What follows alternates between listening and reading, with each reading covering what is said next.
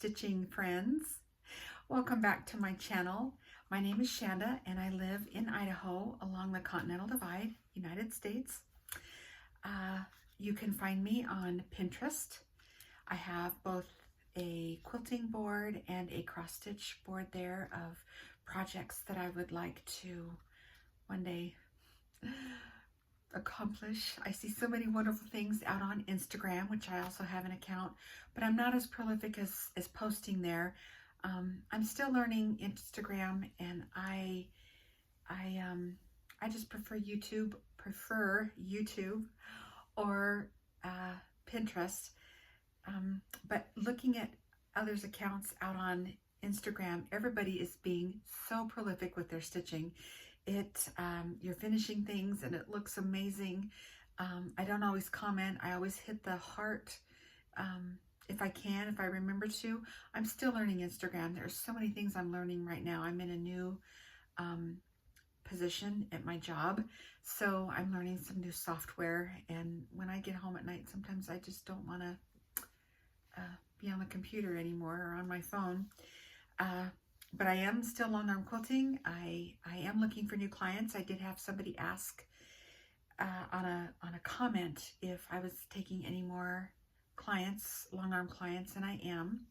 I do work part-time, so in the accounting profession, so I do have room and time for quilting for others.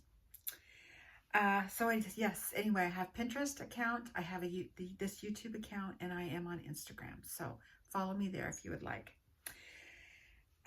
With our quarantine, stitching has been prolific here, not maybe as much as some, but I have been finishing some things. I have 3 of my Stitch 10 in Challenge items already completed, and I've got all this behind me are my project bags for my Stitch Mania that I'm gearing up for. I've made most of them, and if you want to see the bags that I've made, I have a few here from some commenters that wanted to see a few of my bags, but let's talk about that right now. I'm starting 31 excuse me, I'm starting 31 projects, 31 starts for the month of May for Stitch Mania. And most of mine are in these project bags. I think I've made 23, so that still leaves me 7 or 8 bags that I had to find to store my different projects. So my bags are from, I will have a whip here in a minute, but let me show you this first.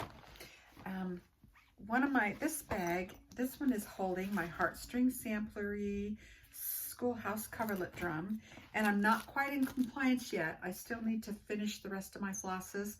I have ordered a lot online, but I know with the current situation we're in, I have at least floss and fabric for all my projects to start. So if not all the floss comes before I'm ready to hit that project in May for my Stitch Mania, I'll just put them in the bags later. But these bags, it's the Project Bags by Jane Sparrow. I may but put her information here across the bottom of the screen. This was a class that I took as an employee from the Quilt Crossing. I worked there several years ago, Quilt Crossing in Boise. As an employee, we could take classes. Anybody could actually take classes, but I love taking classes. We got a little bit of a discount, but anyway, Jane was a fellow employee there with me, and I took her class, and this is vinyl. She has a pattern out, but there for a while I was making nothing but these bags because I could use them for either, they have a handle.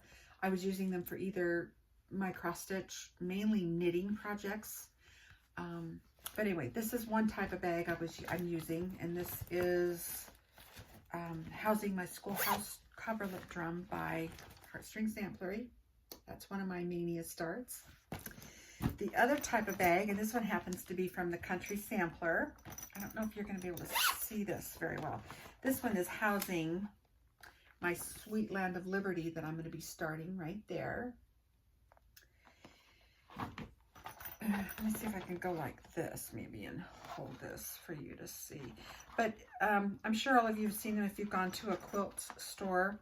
They usually would imprint their name on vinyl project bags. And this one I got at the Country Sampler clear back in, I want to say it was Christmas of 2008 when I first discovered her, Jeannie Horton, there in Wisconsin. But anyway, this is the second bag that I have some of back in there.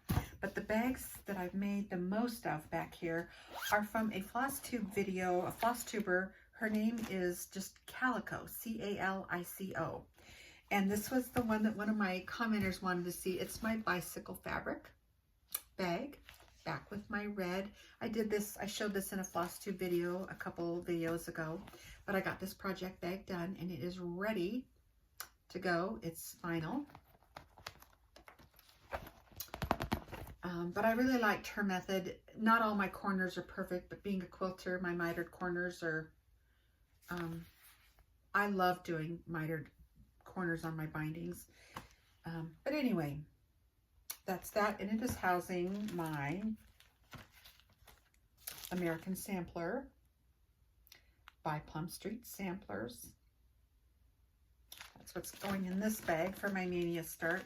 I don't have them all blinged out yet. I don't have a zipper pull on mine, this one yet. None of them really. I'm waiting for some stuff from Amazon. I am just finding that the mail is a little bit slower, and that's okay. I'm patient. I've ordered a couple things from Acorn and Threads, from Country Sampler and Spring Green, from the Attic, and that's okay. I can wait. I just want to support the local needlework shops, which to me aren't that local, but, and I put a little tag over here that's just a measuring tape. It's fabric. It's just made, it's a ribbon, like grosgrain ribbon made to look like a tape measure. Anyway, that's another one of my project bags. And I've got all the rest of my 31 projects up here, except one, which I'm going to show you here in a minute. My only finish this week, and I hesitate to show you this, but I love it. I started this clear back in 2014, and it's my Parson Brown. I don't know if you can see that, but this is by Not Forgotten Farm, Lori Brecklin, and Parson Brown is now done. And down here in the body of my snowman, my granddaughter picked this up and wanted to take a couple stitches. She's learning, and she got off, and some of her stitches, instead of 1/2, or actually 2/2, her stitches are 2/6, 2 wide by 3 tall. But I loved them. I wanted to leave this the way it is, as a remembrance of her stitching on this when she was 8. So anyway, my Parson Brown is done. He's a jolly old soul there. I'm going to distress him with that distress spray. I don't know if any of you watched Christy Crosshatch Quilts last week. I was shouting for joy as I was watching her YouTube, because I use the very same thing. It's just called Distress It. I don't have it right here with me. It's out in my studio. But it is just a spray-on that's almost like instant staining or antiquing medium. The only thing is you have to really shake it up. It's put out by Primitive Gatherings, Lisa Bonjean, also from Wisconsin. She also has a quilt studio or a store in, can't remember the name of the town in California. But I will distress it anyway. It's called Distress It. If you Google that, it's called Distress It. And I will spray that on here, especially on the snowman, so he darkens up just a little bit. And I will get this framed. So Parson Brown is done.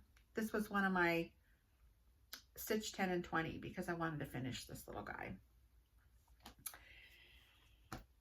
I wrote some notes here so I could make sure I touched everything. I did have a commenter ask me, normally when I film, I'm in my studio and I have a bunch of quilts behind me, but today I'm not there. This commenter asked me if hanging my quilts like that caused them any harm. And it doesn't, because yes, they're hanging from that area for us. I don't know that I would put like a queen or a king on a pegboard like that because of the weight, but those are all laps and throws and maybe at the most a twin size. Excuse me while I move my leg here a little bit. They don't get permanently damaged. It doesn't break the threads. I do move them around a lot. I'm turning and rotating and hanging them back up again, or rolling them up more and hanging them from the middle of the quilt. I rotate them frequently so that that doesn't happen. I also, when I am done in my studio for the day, I turn my blinds so they don't get sun damaged.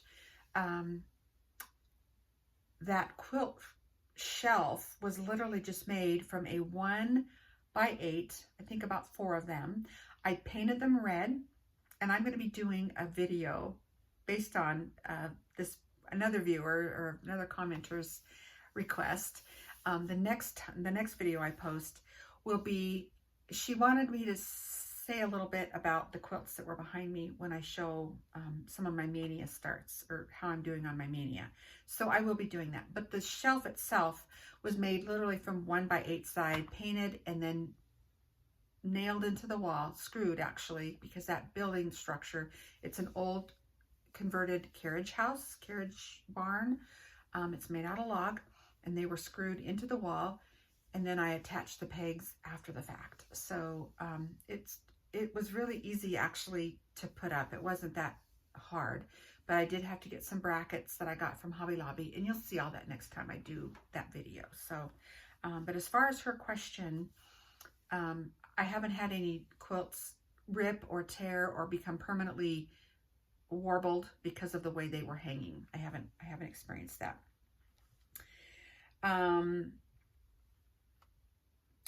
I also wanted to mention, I think it was Farm Girl brought this to my attention because she is taking a rug hooking class, and I took a rug hooking class. I have 2 hooked rug kits that I'll put pictures of the actual kit that came with the kit at the end of the video. But I have 2 kits that I would love to get rug hooked.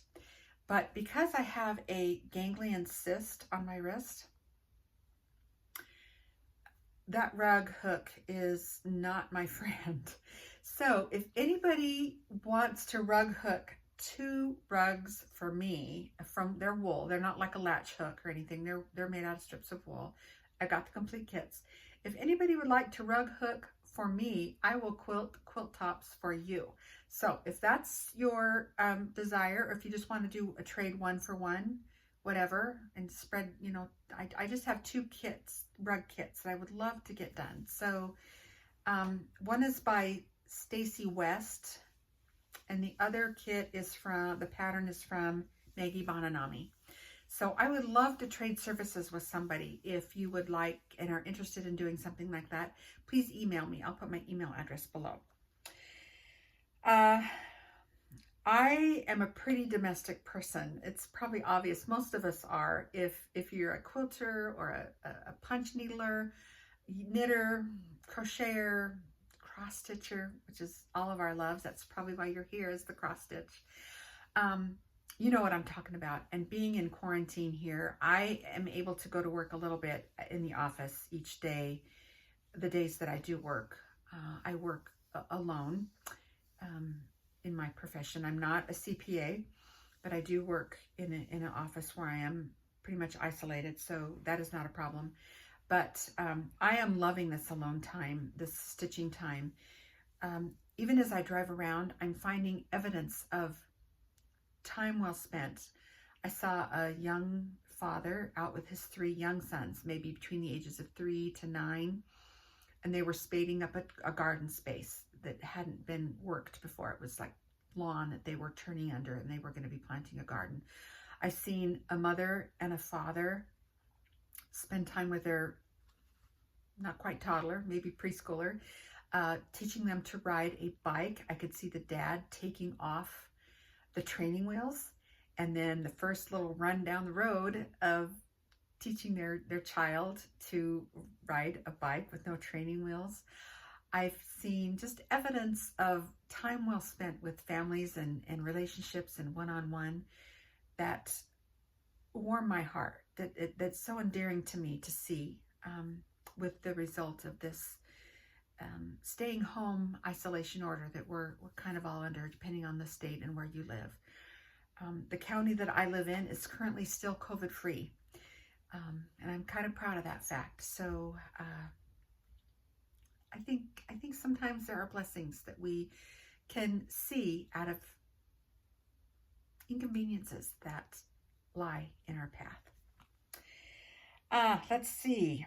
I want to give a shout out this week to, she's from the UK, and her name, her FlossTube name under FlossTube is April May June Stitcher. She is so dear to me. I love her stitching style. She stitches a lot of the same things I do, but her accent and her mannerisms, and she is just sweet. She is a sweet, sweet thing. So if you would like to watch her, go check her out. Again, her name is April May June Stitcher, and she is here on FlossTube. I haven't seen her on Instagram, but maybe she's under a different name there. I'm not sure, but delightful lady. You need to watch her. She's a dear heart. A couple more things. Two more things actually. One of my viewers, let me see if I can do this without knocking the tripod. One of my viewers asked me about my scroll frame. This currently has one of my Stitch 10 and 20. This is a whip. This is currently also one of my Stitch 10 and 20 challenge pieces. This is Christmas at Winterberry Farm, Winterberry Cabin, Brenda Gervais with Thy Needle and Thread.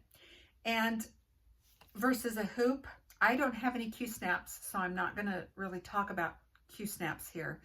But these are my hoop of choice.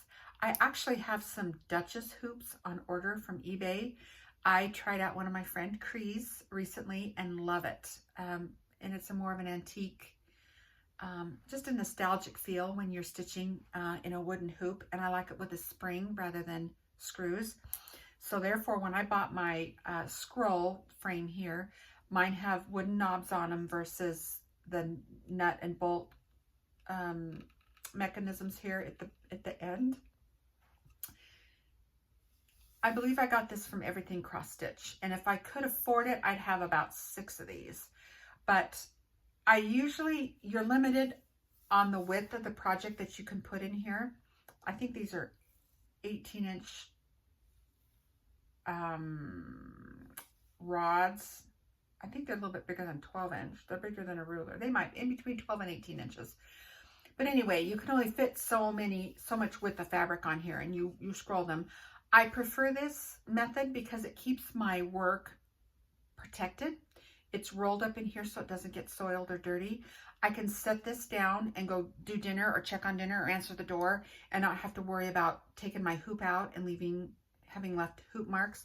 Whereas if you notice here on Parson Brown, maybe you can see, maybe you can't, he's got a really bad hoop mark right here because of probably when I stored him back in 14 or 15, I left a hoop. You can kind of see it. I left a hoop on him. So I'm going to have to work a little bit and steam him. But I prefer to stitch in the scroll frame when I do my stitching. Just nostalgicness. My friend Cree, again, got me on one of these, and I loved it instantly. Before, when I was in college or when I started stitching 30 years ago, I only used the wooden hoop with the nut and screw thing on the end. And yeah, they leave marks, and there's nothing wrong with that. I still use these. I still have these in project bags and whatnot. I just prefer a scroll. But one of the drawbacks, as you can tell, this isn't going to fit in my project bag. It's a little too wide. So this is kind of it goes in a separate bag when I'm using a scroll frame. But it does keep your work taut. It keeps it, here's my string, I think you can see. Anyway, it keeps it taut, and it also keeps your work protected from dirt and whatnot because it's kind of scrolled up, except this area is exposed. But I prefer a scroll frame. These are my second choices, only because they're spring. This isn't a spring form, but it beats the wooden nut and bolt. I was always getting my string caught on those, my floss, the tail of my floss, And even though this, well, you would think, well, your floss would get hooked on this too, Shanda. But I'm a left-handed stitcher. I'm a left-handed person. So I tend to hold it in this hand and cover these up and stitch. And so my floss doesn't get tangled around this as I'm stitching. But this is my second choice. And these are probably what I have several of these kind to use in my sewing project bag projects. So I hope that answers your question. I'm sorry, I can't remember who asked me that.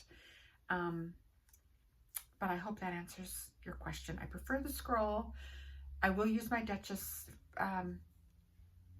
hoop when it comes in the mail. But these are my second choice, and I use these every day for small projects and samplers. I just don't have enough of these. I only have one of these. And for my Stitch Mania, I'll probably load, maybe this one would be a good one for Hibernation Day because it's skinny. The project is actually skinny, and work on Hibernation Day on this scroll frame. And these are, I'll save these for other ones. Okay, the last thing I want to talk about is I contacted Carol, the Saltbox Stitcher, and Lisa, the Kindred Stitcher, and they're all hands on deck for me with a stitch along that will start during Mania with one of my Mania starts. My favorite one from Brenda Gervais this year, Saltbox Quilt Sampler. Again, we'll start on Mother's Day if anybody else would like to join along, which is in May, and this is one of my Mania starts, so it's in one of my bags that I recently made. This is my, I won't show you my horrible list of the floss that I still need on this one. Let's see, this one I'm stitching on, it's called for is 40 count. Where did I see it?